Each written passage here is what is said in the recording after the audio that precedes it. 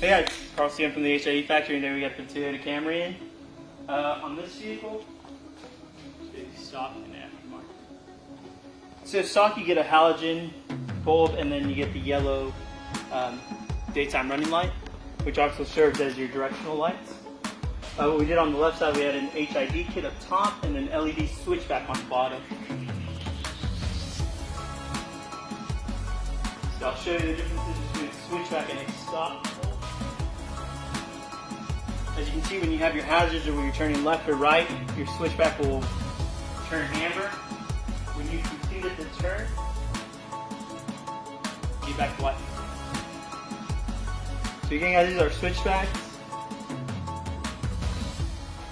Most people like them for that daytime run, especially on these cameras. Newer cameras are going to have this. And again, when you have that projector style housing, it's always best to go HID versus your halogen yellow light. You get that crisp white light, and you get crisp white daytime running light.